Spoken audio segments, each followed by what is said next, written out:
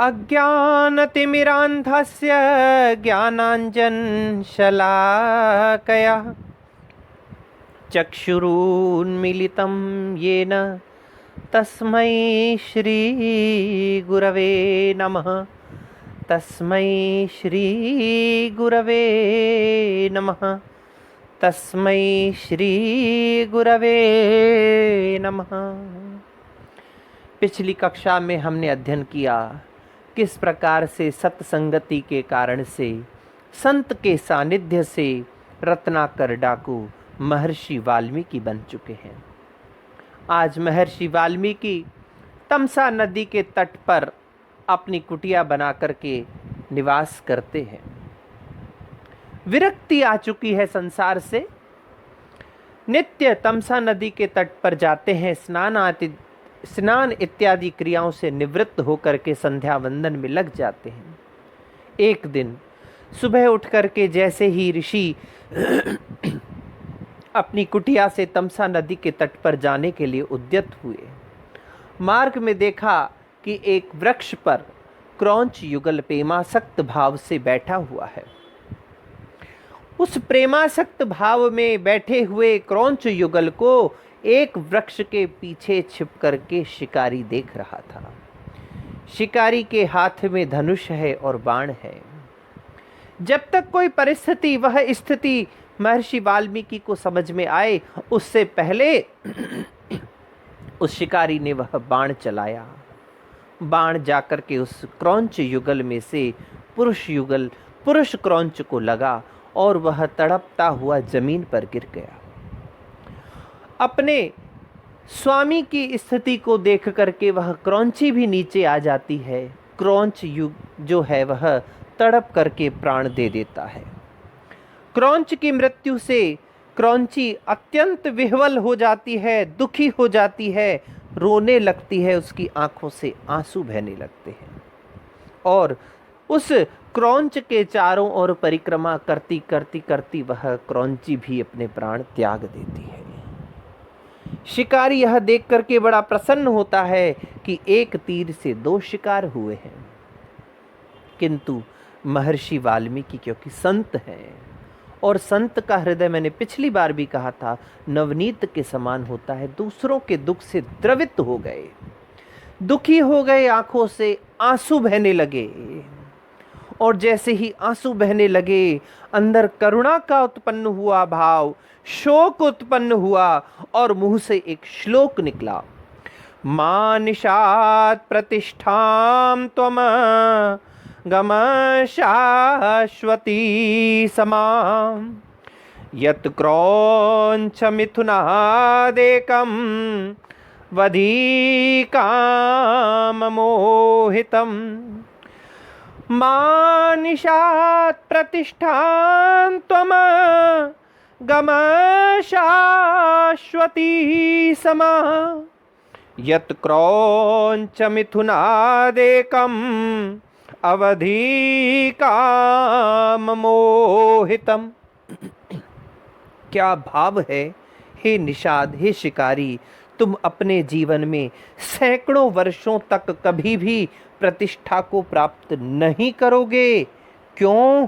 क्योंकि तुमने इस क्रौंच युगल में से एक की हत्या कर दी, प्राणांत कर दिया उसका। दुखी हो गए। उस करुणा की भरपूर वाणी को देखकर, सुन करके ब्रह्मा जी वहां स्वयं प्रकट हो जाते हैं और आशीर्वाद दिया कि तुमने वाल्मीकि आज इस पद्यात्मक शैली से जो इस अपने करुण रस के भाव को प्रकट किया है, अब तुम्हारी यह लेखनी के रूप में आना चाहिए। वाल्मीकि जी कहने लगे, पितामह आज्ञा दीजिए कि मुझे क्या करना है। तब वो कहते हैं कि ब्रह्मा जी ने उनको कहा कि आप श्री राम के जीवन चरित्र का वर्णन कीजिए। ग्रंथ का नाम होगा रामायण। लेकिन राम का तो जन्म नहीं हुआ है, मैं कैसे उनकी दशा का, उनके करुण का, उनके जीवन का, उनके चरित्र का, उनके अयन का वर्णन करूंगा। तब ब्रह्मा जी महर्षि वाल्मीकि को दिव्य दृष्टि देते हैं और ब्रह्मा जी के कथन के अनुसार ही नारद जी ने विस्तार पूर्वक वाल्मीकि जी के लिए श्री राम के जीवन चरित्र का वर्णन किया है। और उन्होंने उस समय राम की रचना की है, रामायण की रचना की है। उस समय उस आह से जब यह गान उत्पन्न हुआ, यह श्लोक उत्पन्न हुआ, तब हिंदी के एक वियोग कवि हुए हैं, वियोगी, बड़े प्रसिद्ध कवि, उन्होंने इस घटना का वर्णन इस शब्द में किया है। वियोगी होगा पहला कवि, आह से उपजा होगा गान, उमड़कर आंखों से चुपचाप बही होगी कविता अनजान। काव्य का उत्पत्ति हुई है इस अनजान भाव से, करुण के भाव से, क्योंकि शोक जो है वह श्लोक के रूप में परिणत हो चुका है। इसी से ही महर्षि वाल्मीकि को आदि कवि की उपाधि दी गई और रामायण को आदि काव्य कहा गया। क्यों कहा गया? क्योंकि रामायण की रचना से पूर्व जितने भी ग्रंथ थे वे सब ऋषियों के द्वारा प्रणीत या लिखित नहीं थे, वो वैदिक संस्कृत के ग्रंथ थे। लेकिन यहाँ से लौकिक संस्कृत की रचना का आरंभ हुआ है और लौकिक संस्कृत की पहली रचना रामायण होने के कारण से और पहले कवि महर्षि वाल्मीकि होने के कारण से रामायण को आदि काव्य और महर्षि वाल्मीकि को आदि कवि की उपाधि दी गई है। इस रामायण को उपजीव्य काव्य भी कहा जाता है। क्यों?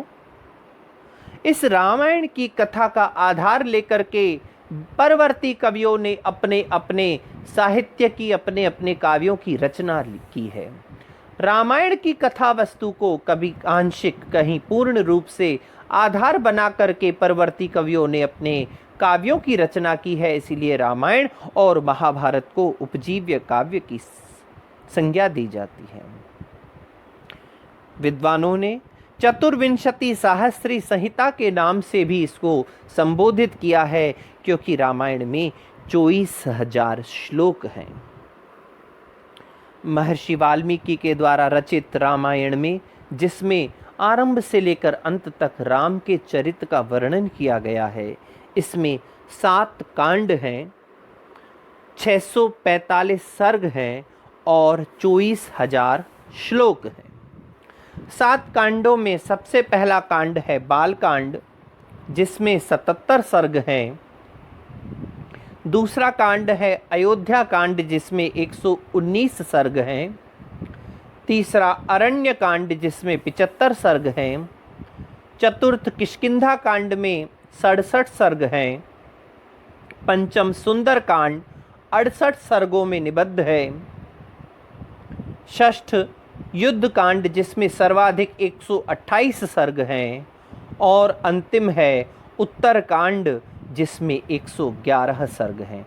इस प्रकार रामायण के 7 कांडों में कुल मिलाकर के 645 सर्ग और 24,000 श्लोक विद्यमान हैं। अब इन 24,000 श्लोकों के 7 कांडों की रामायण में क्या कथा है, किस प्रकार राम का जन्म हुआ, किस प्रकार से राम के जीवन का आगे कार्य हुआ, राम किस प्रकार से वन में गए, राम ने किस प्रकार से राज्य को संभाला, इस प्रकार की सारी कथा वस्तु का वर्णन हम अगली कक्षा में करेंगे। इतना कहकर अपनी वाणी को विराम देता हूँ। ओम शम।